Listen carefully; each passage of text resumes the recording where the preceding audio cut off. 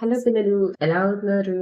మరి ఈరోజు కథ ఏంటో తెలుసా? The most interesting story Betala కథలు. మరి ఈ బేతాళుడు ఎవరు? అసలు బేతాళ కథలేంటో చూద్దామా ఇక?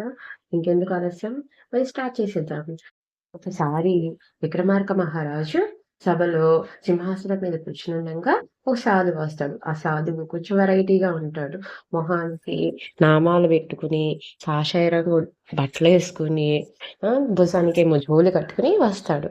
అతను సాధువు గదా! ఎంతైనా గాని సరే మన రాజుగారు ఆయన్ని సత్కరించి పళ్ళు, పలహారాలు అన్నీ ఆయనకి ఇస్తాడు. ఆ సాధువేమో "వద్దు, వద్దు నాకేం వద్దు" అని చెప్పి చివరికి ఆయనే ఒక దానిమ్మ పండు తీసుకొచ్చి మన రాజుగారికి ఇస్తారు. రాజుగారు సాధువు గదా! వద్దంటే బాగోదని చెప్పి ఆయన దగ్గర నుంచి దానిమ్మ పండు తీసుకొని సైనికులకిచ్చి "ఇది జాగ్రత్తగా దాయి" అని చెప్పేసేసి చెప్తాడు. సరే అని చెప్పి సైనికులు అలా తీసుకొనెళ్ళి జాగ్రత్తగా దాస్తారు.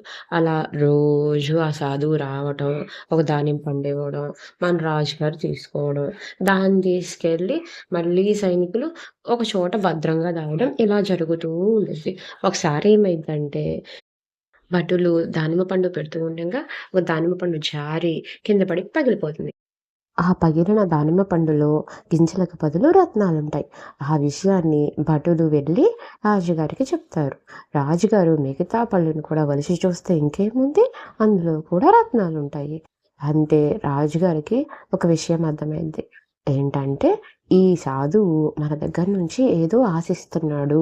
అందుకే మనకి ఇంత వాల్యుబుల్ దానిమ్మ పండుని ఇచ్చాడు అని చెప్పేసి అనుకుంటాడు.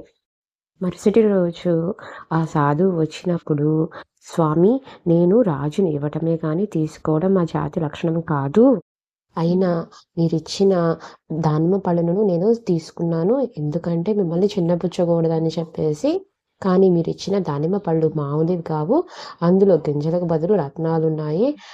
నేను ఉచితంగా ఏది ఇతరుల దగ్గర నుంచి తీసుకోను. నన్ను క్షమించండి. మీరు నా దగ్గర నుంచి ఏమన్నా ఆశిస్తున్నట్లయితే అదేంటో దయచేసి నాకు చెప్పండి" అని చెప్పి అడుగుతాడు. అప్పుడు ఆ సాధువు, "రాజా, నువ్వు అనుకున్నది నిజమే. కానీ ఎప్పుడైనా గాని సరే మనం ఇతరుల నుంచి ఏదైనా ఆశించాలి అనంటే వాళ్ళకి ముందుగా మనం ఏదైనా సహాయం చేసి ఉండాలి. అందుకే నేను ముందుగా మీకు రత్నాల దానిమ్మ పండు ఇచ్చాను" అని చెప్పి చెప్తాడు. దానికి నాకు ఒక సహాయం కావాలి. నేను ఒక యజ్ఞం చేయబోతున్నాను. దానికి నీ హెల్ప్ కావాలి. అందుకే నేను ఈ రత్నాల దానిమ్మ పండు ఇచ్చాను. నువ్వు ఏమి అనుకోపోతే నాతో రా అని చెప్పేసి రాజుగారిని తీసుకొని వెళ్తాడు. రాజుగారిని డైరెక్ట్‌గా ఒక అమ్మవారి గుడికి తీసుకువెళ్తాడు. ఈ పక్కన ఒక శ్మశానంలో ఒక పెద్ద మర్రి చెట్టు ఉంది. ఆ మర్రి చెట్టుపై ఒక శవం వేలాడుతూ ఉంటుంది. దాని పేరు బేతాళుడు. "నువ్వు ఆ శవాన్ని తీసుకొచ్చి నాకు అప్పచెప్పాలి" అని చెప్పి చెప్తాడు. అయితే నువ్వు ఆ బేతాళుడిని ఎత్తుకున్న దగ్గర నుంచి తీసుకొని ఇక్కడికి వచ్చే వరకి నువ్వు మౌనవ్రతం పాటించాలి. నువ్వు మౌనభంగం అయిందా, అప్పుడు ఆ బేతాళుడు తిరిగి అదే చెట్టు మీదకి తిరిగి వెళ్ళిపోతాడు అని చెప్పి చెప్తాడు. ఈ పిల్లలు ఈరోజు కదా, ఇంతకీ మన విక్రమార్క మహారాజు ఆ శవాన్ని తీసుకొచ్చి ఆ సాధువుకి ఇచ్చాడో లేదో మనం నెక్స్ట్ ఎపిసోడ్‌లో చూద్దాం. మరి ఈరోజు కథలోని నీతి ఏంటి? ఆ సాధువు డైరెక్ట్‌గా వచ్చి రాజుగారిని, "రాజా, నాకు ఈ సహాయం కావాలి" అని చెప్పి డైరెక్ట్‌గా అడగొచ్చు కదా! మధ్యలో ఈ దానిమ్మ పళ్ళు, రత్నాలతో చేసినవి అవి ఇవి తీసుకొచ్చి ఎందుకిచ్చాడు?